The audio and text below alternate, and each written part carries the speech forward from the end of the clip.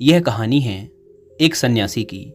सन्यासी वह होता है जो अपना सब कुछ त्याग कर सिर्फ एक चीज को अपना लक्ष्य बना लेता है।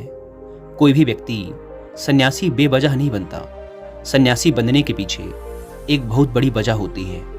उस व्यक्ति के सन्यासी बनने के पीछे भी एक बहुत बड़ी वजह थी। सन्यासी बनने से पहले उस व्यक्ति के मन ने उस व्यक्ति से बहुत से गलत कार्य करवाए थे, बहुत से पाप करवाए थे।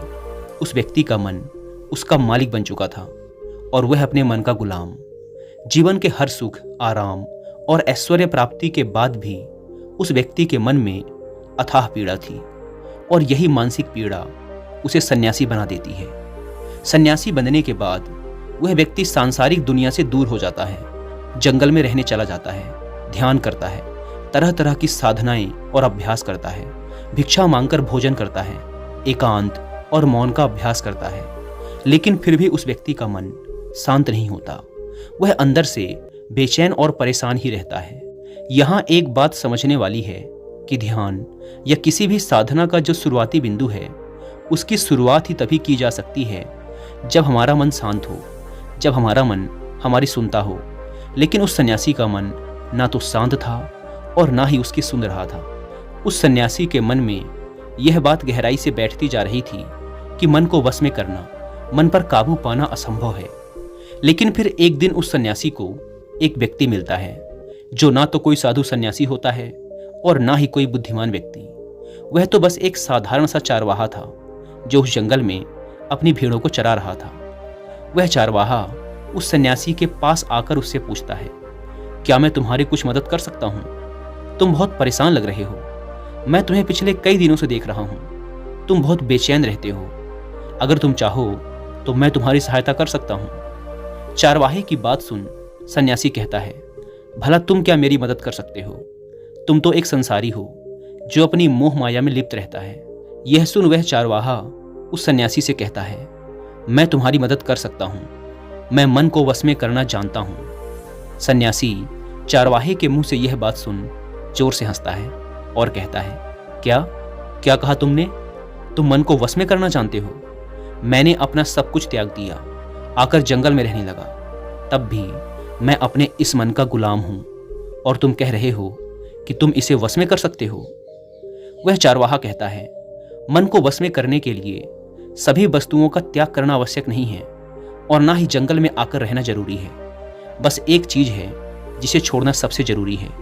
वह सन्यासी उस चारवाहे से पूछता है, और वह एक चीज क्या है? वह चारवाहा सन्यासी से कहता है, वह एक चीज है गलत जानकारी। आज तक हमारे भीतर जो भी जानकारी गई है उसी ने हमारे मन का निर्माण किया है। सन्यासी उस चारवाहे से पूछता है, परंतु वो कैसे? वह चारवाहा समझाते हुए कहता है, मान लो तुमने आज तक अपने जीवन में सेब का फल नहीं खाया, तुम्हें सेब के स्वाद के बारे में कुछ भी नहीं पता, तो क्या तुम्हारा मन कभी सेब खाने को कर सकता है? नहीं ना। इसीलिए हमारे मन का निर्माण जानकारी से होता है। वह सन्यासी उस चारवाहे की बात से प्रभावित हो जाता है और उससे कहता है, क्या आप इस बारे में मुझे और विस्तार से समझा सकते हैं? वह चारवाहा उस सन्यासी से कहता है, अगर तुम अपने मन को वश में करना चाहते हो तो अब मेरी बातों को ध्यान से सुनना। तुम अपने मन को वश में केवल तभी कर सकते हो जब तुम अपने मन की जड़ों को देख पाओगे। मन का निर्माण जानकारी से होता है और हमारे शरीर में जानकारी के 5 प्रवेश द्वार होते हैं। पहला, आँख। हम अपनी आँखों से जो कुछ भी देखते हैं, अच्छा या बुरा, वो सब हमारे मन की याददाश्त में इकट्ठा होता रहता है। दूसरा, कान। हमारे कान जो कुछ भी सुनते हैं वह भी हमारे मन में बीज के रूप में बो दिया जाता है। तीसरा, जीभ।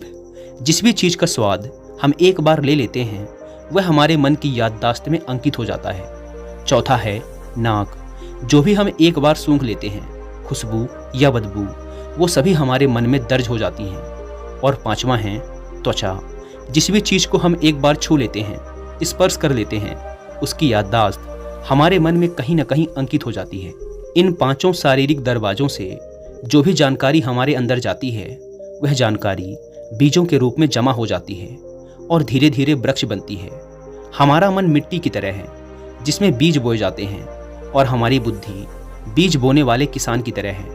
अगर हमारी बुद्धि गलत जानकारी के बीजों को सही जानकारी के बीज समझकर बो देगी तो जब भविष्य में वह बीज वृक्ष बनेगा तो वह खराब फल ही देगा। तुम्हारा मन तुम्हारे वश में इसीलिए नहीं है क्योंकि तुमने पहले से ही अपने मन में बहुत सारे गलत बीज बो रखे हैं और अब वो बीज बड़े वृक्ष बन चुके हैं।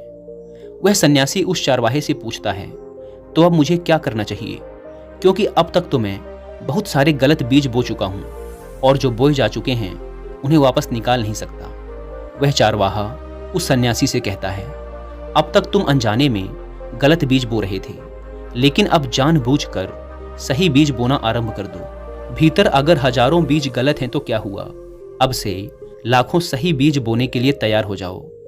तुम्हें बस पूरे दिन इस बात पर ध्यान देना है कि इन पांचों द्वारों से तुम्हारे भीतर क्या जानकारी जा रही है और जो जानकारी जा रही है वो सही भी है या नहीं।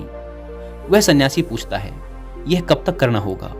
वह चारवाहा कहता है, पूरी जिंदगी भर। जिस प्रकार तुम हर दिन अपने पेट को अच्छा भोजन देते हो उसी प्रकार तुम्हें हर दिन अपने दिमाग को भी अच्छा भोजन देना है, यानी सही जानकारी और सही विचार। जीवन में हर दिन हर पल तुम्हें सिर्फ दो विकल्प मिलेंगे, जिसमें से एक विकल्प तुम्हारे लिए सही होगा और दूसरा गलत, लेकिन तुम्हें हर बार सही विकल्प का ही चुनाव करना है। हमेशा याद रखना, सही विकल्प का चुनाव करते समय तुम्हारे भीतर पीड़ा पैदा हो सकती है, लेकिन वह पीड़ा सिर्फ कुछ समय ही रहेगी। इसीलिए चाहे तुम्हारे अंदर कितनी ही पीड़ा क्यों ना हो, तुम्हें हर बार सही का ही चुनाव करना है। जितनी बार तुम सही चुनोगे उतनी बार तुम अपने अंदर एक सही बीज बोओगे, और जिस दिन तुम्हारे अंदर के सही बीजों की संख्या गलत बीजों की संख्या से अधिक हो जाएगी, उस दिन तुम्हारा मन तुम्हारे बस में होगा। लेकिन उस दिन के लिए आज से, अभी से अपना प्रयास जारी रखना होगा। वह सन्यासी तो उस चारवाहे की बात को समझ जाता है, लेकिन क्या आप समझ पाए?